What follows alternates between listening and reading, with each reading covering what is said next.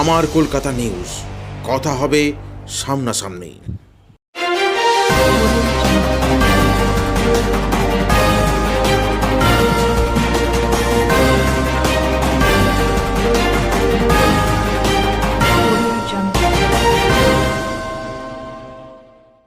এক বিজেপি কর্মীর মায়ের নলি কাটা মৃতদেহ উদ্ধার। পলবার সুগন্ধার কাছে একটি পরিত্যক্ত কারখানার সামনে ওই দেহ উদ্ধার হয়। পুলিশ ও স্থানীয় সূত্রে খবর, পলবার জগন্নাথবাটির বাসিন্দা রাজু জানার বাবা পূর্ণচন্দ্র ও মা জ্যোৎস্না সুগন্ধার কাছে একটি ইটভাটার শ্রমিক। ভাটাতেই তারা থাকেন। সোমবার বিকেল 5টা নাগাদ ছাগল খুঁজতে বেরিয়ে আর ঘরে ফেরেননি জ্যোৎস্না। এদিন রাতে স্থানীয়রাই ইটভাটার পাশে একটি পরিত্যক্ত কারখানার সামনে তার মৃতদেহ দেখতে পান। পুলিশ দেহ উদ্ধার করে ময়নাতদন্তে পাঠায়। ঘটনাস্থলে উপস্থিত হয়েছে বিজেপি রাজ্য সম্পাদক মণ্ডলীর সদস্য দীপাঞ্জন গুহ, সুরেশ সাউ ও অন্যান্য বিজেপির নেতৃত্ব। কিছুক্ষণের মধ্যে উপস্থিত হচ্ছেন হুগলি সাংসদ লকেট চট্টোপাধ্যায়ও। এই ঘটনাটি ঘিরে চাঞ্চল্য ছড়িয়েছে গোটা এলাকা জুড়ে।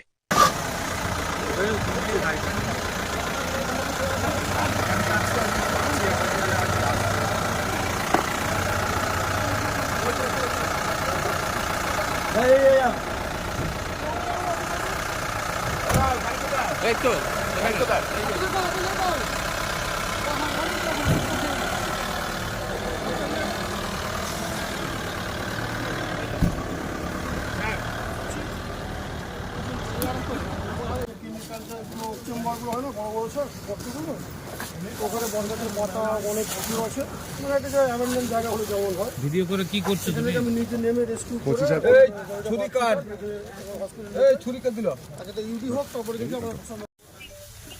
ঠিক আছে, আমি ফোন করছি। তোমার বস রাজকুমার ফোন করেছিল। আচ্ছা, তো মনে হয় কালকে সকালে আসবে। হ্যাঁ উনি কালকে সকালবেলা ফোন করেছিল, তাই বললো। উনি তো এখানে থাকেন না। না, আপনারা কি বডিটা দেখতে পেয়েছেন না পাননি? হ্যাঁ, আমরা একবার গিয়ে দেখেছি, আমরাই তো খুঁজে পেয়েছিলাম। আমার মাসি শাশুড়ি আমাদের সঙ্গে থাকেন, ওনারা সবাই মিলে আমরা গিয়ে খুঁজছিলাম। ওখানে ভাটা সবাই ছিল, সবাই মিলে খুঁজছিল, ওনারাই খুঁজে পেয়েছেন মাসি। আচ্ছা, দিয়ে ওনাকে দেখতে পেয়েছিলাম, তারপর বললেন তাহলে দাঁড়া পুলিশ আসুক, তারপরে নয় যা কথা বলার কথা বলবো। তো পুলিশ নিয়ে যাওয়ার সময় কি ভিডিও করেছে না করেনি? না না, আমি তো সেটা জানি না। আমার মাসির তো অসুবিধা, আমার শ্বশুরের হার্টের সমস্যা, তো ওনাকে নিয়ে আমি বাড়ি এখানে এসেছিলাম, আর তখনই তো শুনছি নিয়ে চলে গেছে। কি দেখলেন গিয়ে দেখলাম তো পড়ে আছে লতা পাতা চাপা দিয়া। কি জানতে পেরেছিলেন? কি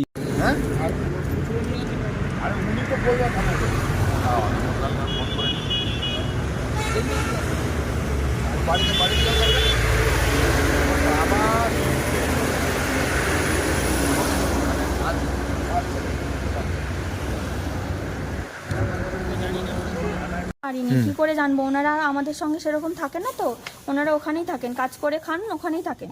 আর অনেকদিন থেকে বলছিল যে ওরা চলে আসবো করে, দিয়ে আসছিল না। এবার কালকে আমার সঙ্গে বাড়িতে রাত্রিবেলা এসেছিল, এসে কথা বলে চলে গেছে। এবার আজকে হঠাৎ করে এরকম হচ্ছে আমরা বুঝতে পারিনি। আমরা হয়তো ছাগল টাগল আনতে গেছে হয়তো, বা দিশাহারা কোথাও হয়ে গেছে, এরকমই ভেবেছি। এরকম ঘটে যাবে আমাদের সঙ্গে আমরা কোনোদিনই ভাবতে পারিনি। কোথায় থাকতেন? কে? আমার শাশুড়ি মারা ওই উনি বিকেবালের ভাটাতেই থাকতেন।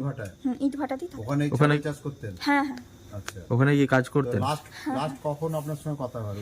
লাস্ট কথা হয়েছে কাল রাত্রিবেলা। আমি বললাম যে সাবধানে বাড়ি যাবে, শীতকাল তো, তাহলে পৌঁছে গিয়ে ফোন করবে। ওই রাত্রিবেলায় কাল লাস্ট কথা হয়েছে। আর মিসিং কখন থেকে হয়েছিল? মিসিং উনিরা বলছেন তো দুপুরবেলা থেকে হয়েছে, আমাদেরকে জানায়নি। আজকে দুপুর থেকে আমাদেরকে তো জানায়নি। এবার জানিয়েছে তখন 8:30টার সময়। আমরা জানানোর পরে আমার হাজবেন্ড, আমাদের দাদা ভাইরা সব আছে, ওনাদেরকে ফোন করেছিল। একসঙ্গে আমরা সবাই মিলে গেছিলাম। গিয়ে তো খুঁজতে আমরা তো ভাবিনি যে এরকম হয়ে যাবে, আমাদের সঙ্গে এরকম ঘটে যাবে। ওই যে ক্যালকাপ আছে ওইখানেই গর্তেতেই পড়েছিল।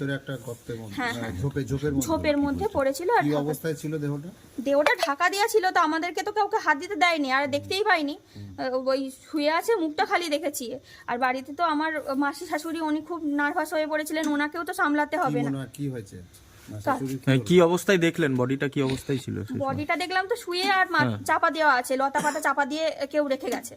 জুতোটা দেখলাম ওপরটাতে জুতো খোলা ছিল। আপনাদের কি মনে হচ্ছে কেউ মেরে দিয়েছে? হ্যাঁ অবশ্যই, এরকম ভাবে তো কোনো জলজান্ত মানুষ। আমার শাশুড়ি খুব স্ট্রং ছিলেন, আমার শাশুড়ি কাউকে ভয় পেতেন না। ওনার মতন মানুষকে ওরকম করবে আমি বুঝতে উঠতে পারি। উনি যে এরকম ভাবে চলে যাবেন, ওনাকে কেউ মেরে ফেলবে আমরা ভাবতে পারিনি। উনি খুব স্ট্রং ছিলেন। উনি পায়ের সেটা তো আমরা বলতে পারবো না, কারণ আমরা তো জানি না, বললাম তো ওনারা ওখানেই থাকেন, আমরা এখানে থাকি। এবার হবে হয়তো 50-55 এরকম হবে। কি নাম শাশুড়ি? জ্যোৎস্না জানা। আপনাদের সঙ্গে এমনি যাতায়াত ছিল, উনি আসতেন? হ্যাঁ হ্যাঁ, আসা যাওয়া সবই ছিল। যখন পুলিশ বডি তুলে তখন আপনাদের সঙ্গে ডাকেনি নাকি? না না না, হ্যাঁ বলো।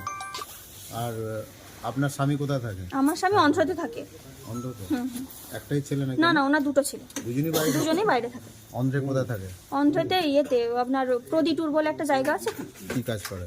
উনি সোনার কাজ করেন। আপনার কতদিন বিয়ে হয়েছে? আমার 9 বছর বিয়ে হয়ে গেছে। শাশুড়ির সঙ্গে এমনি সম্পর্ক আপনার ভালো ছিল?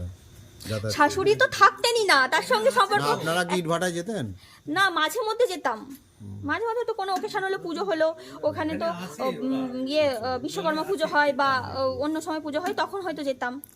উনি আসতেন, ওই সন্ধেবেলা আসতেন, এসে বসতেন, বসে তারপরে চলে যেতেন, এরকমই করতেন। মানে আপনার শ্বশুরও আসেন? হ্যাঁ, শাশুড়ি শ্বশুর দুজনেই আসতেন। ওখানে ছাগল চাষ করে, তো এবার ছাগলকে মেরে ফেলবে বা কি করবে, ওই জন্য ওনারা আসতেন না, যে ওখানে সব কিছু নিয়ে ওখানেই থাকতেন, যে তাহলে ওনারা বলেছিলেন যে আমরা চলে আসবো, আর ভালো লাগছে না, চলে আসবো। আপনার স্বামী কি কোনো পার্টি করেন? সেরকম ভাবে তো করে না। কোনো রাজনৈতিক দলের সাথে যোগ নেই? না, ছিল, এই যখন বিজেপির সঙ্গে ছিল তো উনি, মানে ওই যেইটুকু, হ্যাঁ ছিল বলতে, রাজকুমার জানা ছিল বলতে কি, উনি তো আর এখানে থাকেন না যে একমাত্র পার্টিতেই ইনভলভ থাকবেন। উনি যখন আসেন তখন হয়তো পাড়ার সবাই থাকে, যেমন বন্ধুদের সঙ্গে যাই ঘোরে সেরকম ব্যাপার, এমনি ভাবে যে সক্রিয়ভাবে বিজেপি কর্মী নন। না না না না।